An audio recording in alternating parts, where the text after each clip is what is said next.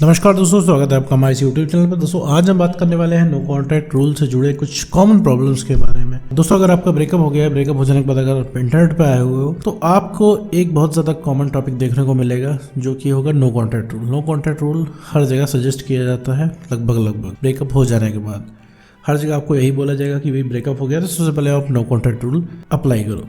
But no contact rule जैसा कि नाम से जाहिर होता है कि इसमें कोई कांटेक्ट नहीं करना होता है, लेकिन इसमें बहुत सारी लोगों को कन्फ्यूजन आती है। कई बार लोगों ने मुझसे क्वेश्चंस पूछा है कि सर नो कॉन्टैक्ट रूल क्या दोबारा काम करता है, क्या सेम इंसान पे अगर नो कॉन्टैक्ट रूल ब्रेक हो जाए तो क्या करें, नो कॉन्टैक्ट रूल किस पे अप्लाई करना होता है, कब अप्लाई करना होता है, कब नहीं अप्लाई करना होता है। ढेर सारे क्वेश्चंस आते हैं, तो इन्हीं सारे क्वेश्चंस का एक एक करके मैं इस पूरे वीडियो में रिप्लाई करने वाला हूँ, जिससे आपको आसानी हो नो कॉन्टैक्ट रूल अप्लाई करने में और एक क्लैरिटी भी है कि आखिर नो कॉन्टैक्ट रूल एक्चुअल में होता क्या है। तो चलिए बिना वक्त गवाए इस वीडियो को शुरू करते हैं। देखो मेरे दोस्त, अगर तुम्हारा ब्रेकअप हो गया तो ब्रेकअप हो जाने के बाद देखो एक चीज साफ है कि जिस चीज से तुम परेशान हो उस चीज में इन्वॉल्व नहीं होना है। सीधी बात है, तुम अपने एक्स पार्टनर से परेशान हो तो अब एक्स पार्टनर में इन्वॉल्व नहीं होना है, उसके पीछे नहीं पड़ना है, उसके पीछे नहीं भागना है, उसको स्टॉक नहीं करना है किसी भी तरीके से। अब उस इंसान के आसपास आपको नहीं भटकना। क्यों नहीं भटकना है, रीजन मैं आपको बताता हूँ। क्योंकि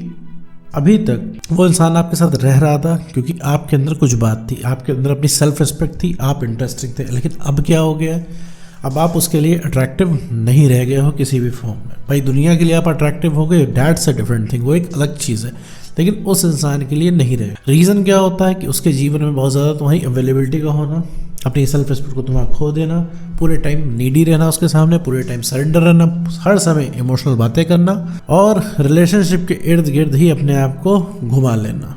ये सारी चीज़ों की वजह से भाई पार्टनर छोड़ के चला जाता है, ब्रेकअप हो जाता है। ये साइकोलॉजिकल फैक्ट है, इसमें किसी की गलती नहीं। अब इसमें तुम हो सकता है कह सकते हो कि मैंने सर प्यार किया, वो हमें छोड़ के चला गया, तो इसमें गलती उसकी नहीं है, गलती तुम्हारी भी नहीं, गलती ये साइकोलॉजिकल फैक्ट है। भाई किसी के भी जीवन में अपनी वैल्यू को ख़त्म कर दोगे, वो चाहे तुम्हारा पार्टनर ही क्यों ना हो, वो इंसान चला जाएगा।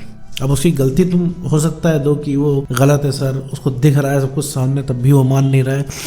तो तुम्हें भी तो मेरे दोस्त सब कुछ दिख रहा है, लेकिन तुम भी कहाँ मान रहे हो, सब कुछ बर्बाद करके, सब कुछ दांव पे लगा के उसके पीछे भाग रहे हो।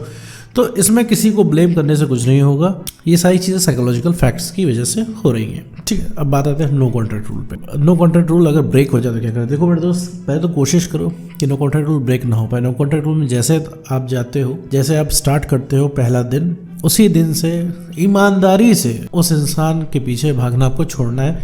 उसके मैसेजेस पढ़ना बंद कर देना है, सोशल मीडिया पे उसको स्टॉक करना बंद कर देना है। अगर फ़ोन की गैलरीज में आपकी फ़ोटो है, उसको किसी सेफ जगह आप स्टोर कर लीजिए, वो सामने ना पड़ पाए। कोई भी ऐसा काम ना कीजिए जिससे पुरानी चीज़ें उभर के, एग्जाम्पल के तौर पे जैसे अब आपका ब्रेकअप हो गया, आपका कुछ करने को मन नहीं कर रहा होगा, तो आपको मन कर रहा होगा कोई सैड सॉन्ग सुन ले, बड़ा रिलेट करता होगा आपको, तो नहीं सुनना है।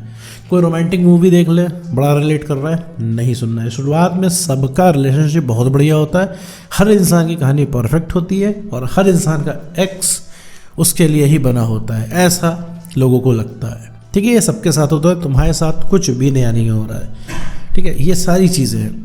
अब दूसरी चीज़ पे आते हैं कि सारी चीज़ें तुम्हारे साथ नहीं हो रही है, सबके साथ हो रही हैं। तो मेरे दोस्त कि तुम नो कॉन्टैक्ट रूल कोशिश करनी है ब्रेक ना हो अपने साइड से, कि तुम अपना फॉलो कर रहे हो नो कॉन्टैक्ट रूल, उसको स्टॉक नहीं कर रहे हो, उसको कॉल मैसेज नहीं कर रहे हो, उसकी जासूसी नहीं कर रहे हो। अगर कहीं गलती से उसका कॉल आ जाता है और तुम आवेश में आके उसको उठा लेते हो, उठाने के बाद तुम इमोशनल बातें करने लग जाते हो, ये सामने वाला किसी भी तरीके से तुम कॉन्टैक्ट करने की कोशिश करता है, क्योंकि उस समय सिचुएशन ये होती है कि तुम बहुत ज़्यादा सोच नहीं पाते हो।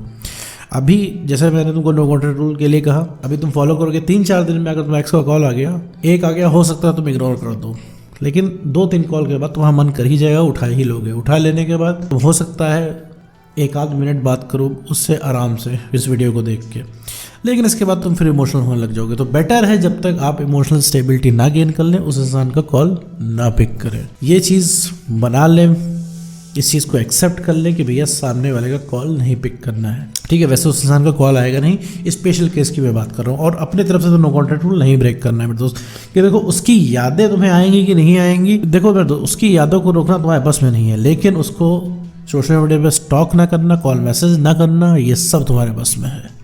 ठीक है, तो ये अपने साइड से तुम्हें करना है।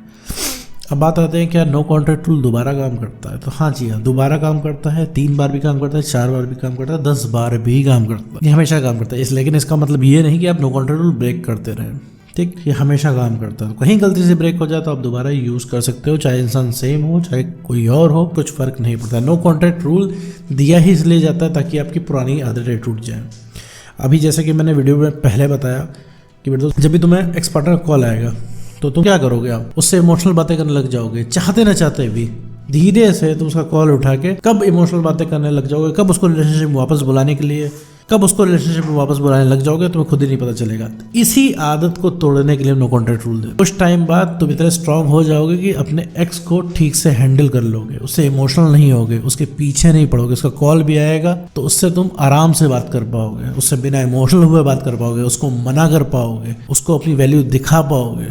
सिर्फ इस वजह से हम नो कॉन्टैक्ट रूल देते हैं। और नो कॉन्टैक्ट रूल जनरली 60 दिन अप्लाई करना होता है मैक्सिमम। अगर 60 दिन में ठीक से अप्लाई कर लिया तो तुम्हें बहुत ही फर्क दिखने लग जाएगा। शुरुआत के 3-4-5 दिन बहुत ज़्यादा टफ होंगे, तुम्हें लगेगा ये चीज़ नहीं हो पाएगी, लेकिन मेरे दोस्त 4-5 दिन तुम इस चीज़ को टॉलरेट कर ले गए और अपना काम तुमने किया नो कॉन्टैक्ट रूल में, तो मेरे दोस्त तुम्हें लगने लगेगा अब चीज़ें ईजी हो रही हैं। और तुमको साथ में ये भी लगेगा कि ब्रेकअप इतना टफ नहीं है, क्योंकि अभी तुम क्या कर रहे हो, सुबह से शाम तक अपने एक्स के पीछे भाग रहे हो। तुम हर वो कोशिश कर रहे हो जिससे तुम्हारा एक्स पार्टनर मिल जाए। कोई भी तुमको बोल देगा तुम्हारा एक्स पार्टनर वापस आ जाएगा, तुम ये कर लो, तुम मानने लग जाओगे, तो एक बार ट्राई करने लग जाओगे। और तुम अपने एक्स पार्टनर को पाने के लिए कुछ भी कर सकते हो, लिटरली कुछ भी कर सकते हो। अगर वो तुमसे बोले भैया रात के 12 बजे उसके घर के सामने आओ और एक पैर पर खड़े रहो, तुम वो भी करने को तैयार हो, क्योंकि तुम्हें भैया इस दर्द से छुटकारा चाहिए जो तुम्हें हो रहा है अभी ब्रेकअप का। भाई दिन भर तुम्हें यादें आ रही हैं, इस वजह से तुम परेशान हो। ऐसा नहीं है बहुत ज़्यादा प्यार आ रहा है, तुम्हें याद आ रही है, तुम खुद परेशान हो जा रहे हो, तुम्हारा ही जीना हराम हो रहा है। सोते जागते उठते बैठते खाते पीते हर समय मेरे दोस्त तुम्हें उसकी याद आ रही है, इस वजह से तुम उसके पीछे भाग रहे हो। ठीक है, तो वही चीज़ नहीं करनी है। कुछ टाइम मेरे दोस्त जब तुम नो कॉन्टैक्ट रूल फॉलो करोगे, ये सारी चीज़ें जो मैं तुम्हें बता रहा हूँ तुम्हें अपने आप समझ में आने लगेंगी। तो तब पता लगेगा यार एक्स इतना इंपॉर्टेंट नहीं है, इंपॉर्टेंट अगर कोई है तो वो तुम। तो नो कॉन्टैक्ट रूल में रह के सिर्फ अपना कॉन्फिडेंस बढ़ाना है, जो कि काम करके बढ़ेगा, सेल्फ रिस्पेक्ट को गेन करना है और इमोशनल स्टेबिलिटी लानी है। अगर ये तीनों चीज़ें अगर आपके अंदर हो गई तो मेरे दोस्त पूरी दुनिया आपके पीछे भागेगी। और सबसे पहले जो कोई रीअट्रैक्ट होगा, जैसे सबसे पहले किसी को अपनी गलती का रियलाइजेशन होगा, वो होगा आपका एक्स पार्टनर। तो उम्मीद करता हूँ दोस्तों आपको वीडियो समझ में आया होगा। तो आज की वीडियो में